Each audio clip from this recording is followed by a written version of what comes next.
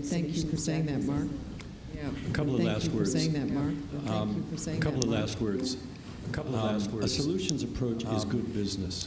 A solutions approach is good business. Journalism has a business model that is in crisis. A lot of times when you all are complaining about what we're doing, a lot of times when you all are complaining about what we're doing, or very not divine, that our newsroom staffs have been hollowed out, that our newsroom staffs have been hollowed out, because people aren't paying for news anymore, and because people aren't paying for news anymore, and because Google and Facebook stole a lot of our profits. One of the ways that we as journalists can respond to that, a lot of what we're talking about today. So a lot of what we're talking about today, 89% project on climate journalism, 89% projects on climate projects, but they're also stories, smart commercially. It might be the only thing that can save our bacon. It might be the only thing that can save our bacon. When you talk about building trust, that's how you get building trust. You talk about stuff. That's how you get people to that's how stuff to watch your content. The 89% project is such a 89% project, not just such a budgeting proposition, not just journalism, but not to say that there's 80 to 89% of the audience say that there's one climate action of the audience. That is not a sliver of your audience. That is not a sliver of your audience. That is not some marginal side. That is your audience. Your audience. Guess what? If you are not speaking to your audience, guess what? If you don't show them in your coverage, if you don't show that coverage is coverage, they don't feel like that coverage is their faces and their names and their quotes and their beliefs, not names and their quotes and their beliefs. Guess what? They're going to read your coverage.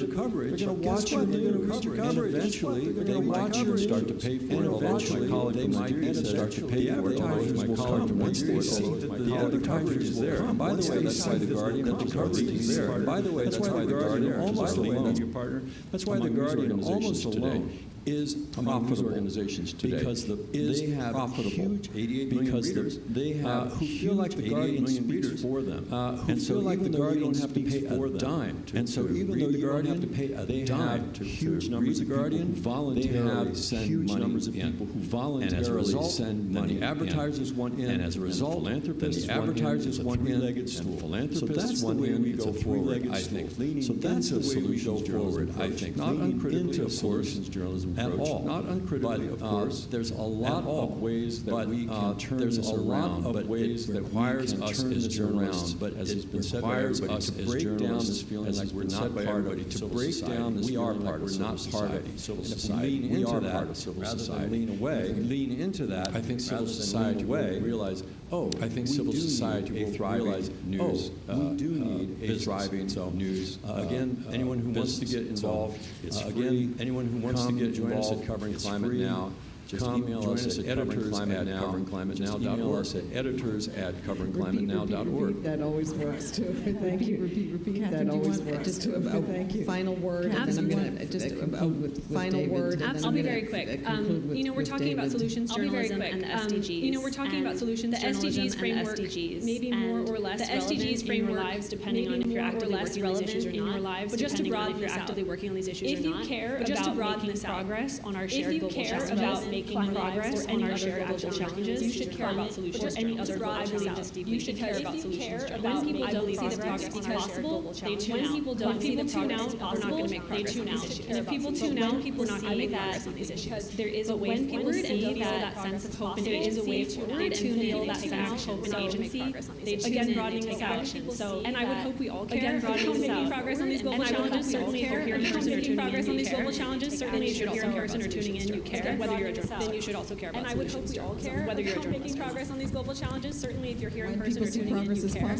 Then you should also care. I know progress is possible. They know the Solutions Journalism Network is actually trying to demonstrate the business case, and you're trying to demonstrate, showing examples of newsrooms, showing examples of their readership and their as a result of their readership or viewership as a result of research, lots of independent research that looks at it, and there's research, lots of independent independent research that looks at alternative sources of trust, engagement, alternative sources of revenue, that looks at the different ways that solutions journalism contributes to that, different ways that solutions journalism and I would add for a fifth impact, like I've been a journalist, and I would add for a fifth impact, like I've been a journalist, I do solutions journalism because it makes my life meaningful. And I have when I think about like my life stories that I would have when I think about like the stories that I would sort of there are a couple of stories that I've written. There are a couple of stories that I've written. One in particular I had a story really helpful to children who had trauma. Really helpful to children unable to learn trauma. 4-year-old kids unable to learn undeveloped trauma because of their trauma. They had developed that trauma and reported on it to the New York Times. Producing success. Ended up reported on it to the New York Times. Who ran this program 4 years later, and she told me that 200 sites across the United States, 200 replicated sites across the United States, it had replicated that program, public schools, it had been trauma in New York City because of the article. When I think about it, because of the article, when I think about like, wow, I may have going to sleep at night, like this feeling of like, wow, I may have helped a lot of kids. As a journalist, that's really as a journalist, that gives my life and feeling what I feel about it, and I think it's my life, and that's really available to everyone. That's really available to everyone. That is a beautiful way to end. That is a really enriching session on solutions journalism. Really enriching session on solutions journalism. And I'm sure David for sharing that. And I'm sure all efforts are having tremendous impact. Some efforts are having tremendous impact. Thank you for joining us. And this brings to the end joining us. And this brings to the